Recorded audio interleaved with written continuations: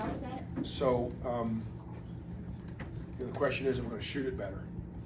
I liked the shots we got at App State. Some of them were contested, some of them were open, and I got confidence in our guys to knock them down. So we just obviously need to shoot the ball better.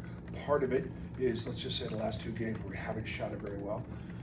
Virginia Tech and App State are both good basketball teams and good defensive teams, and you may not have quite as much time and space as you would against other opponents where you were wide open instead of just open.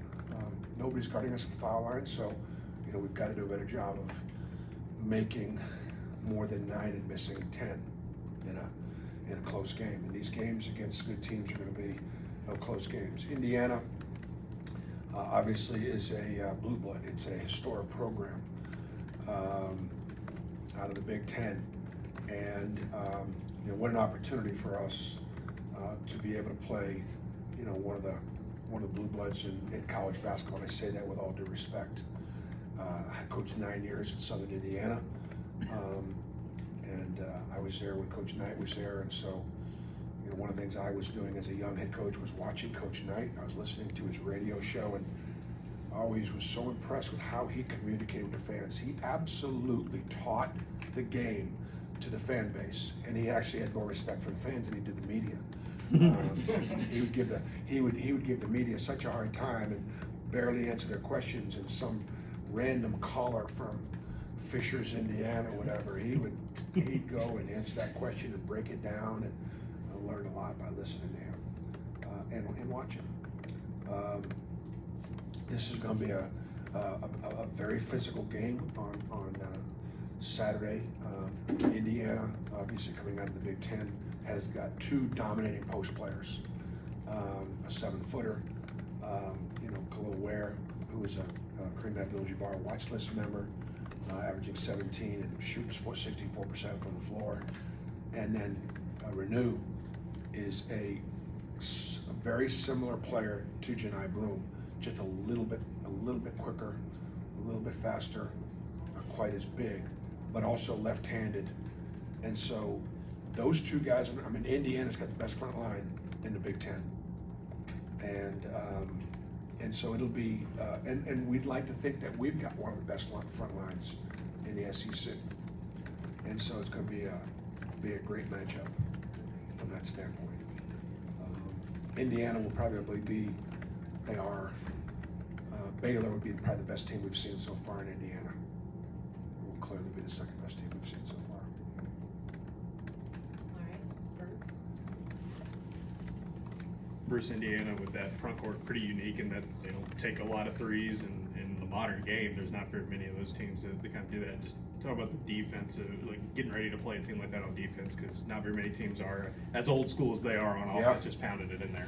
Yeah, they are, and those guys, a lot of your defensive schemes are going to be to try to how to defend the post, and how to keep it out of there if you can. They're going to get it in there, and what do you do when you get it in there?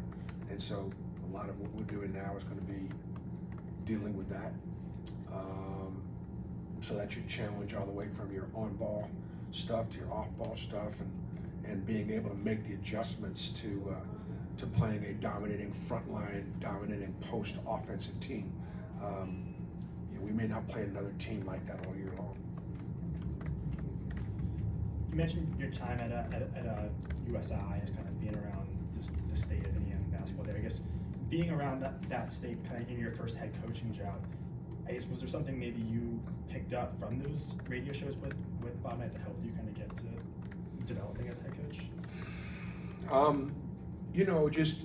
I think perhaps just a recognition that, like, let's just take Indiana, Kentucky, North Carolina, even those 3 states, Tobacco Road, and Indiana, Kentucky, right in there.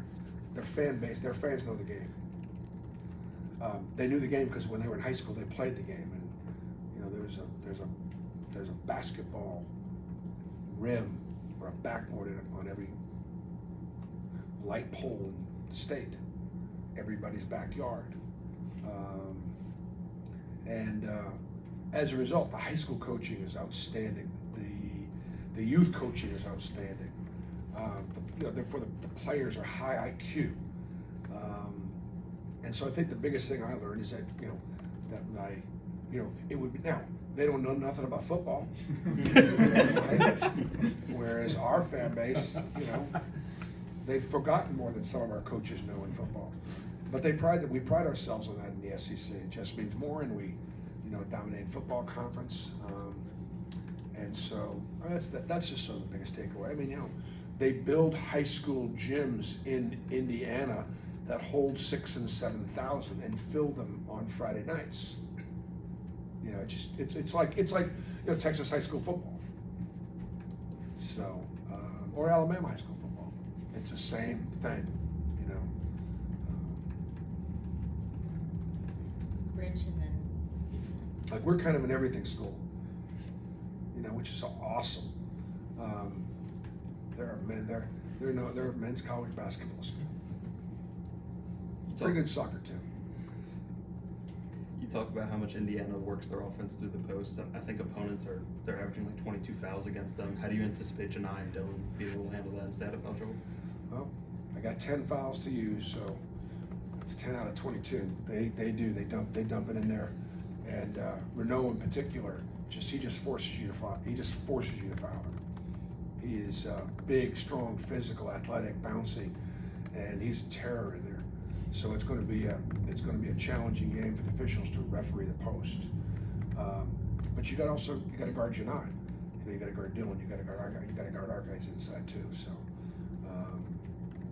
but they go to the line a lot, and they do draw a lot of fouls. So. Yes, Bruce, you've talked about how your team is going to bounce back from adversity, challenging them, taking them to places like App State. Yeah. How do you feel like your team has responded this week from what happened? I think they did good. So, it's all about the math, right?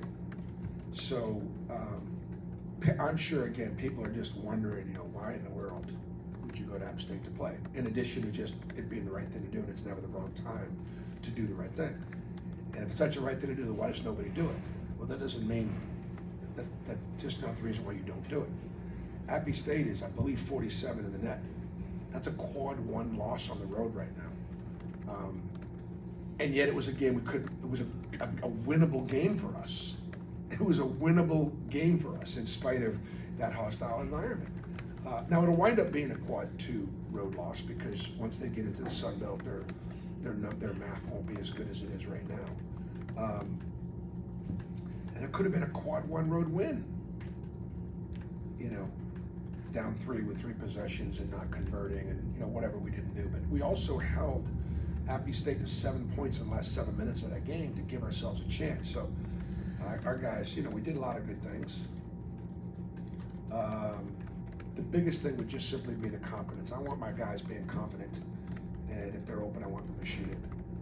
And I thought for the most part, most of the shots that we took were good shots. Bruce, have you seen Aiden kind of try to bounce back? This week, the last couple games have been rougher for him shooting, but obviously got off to a really good start this year. Just have you seen him kind of respond to some of this adversity early on? Yeah. So when I'm coaching my players, I know what they're really good at, and so let's just say the first time the world saw Aiden in a college basketball game was at Baylor, against Baylor. So he shot it really well. So we did some things at that Baylor game that, you're like, wow, he can really shoot it. Well, the opponents have seen that too now. And so they're doing some things defensively to try to not let him shoot it as easily. And then as a result, we have to work harder to get him those shots, or then he's got to do other things to take advantage of how the defenses are guarding him. Any other questions? Oh, Bert? No, I'm good.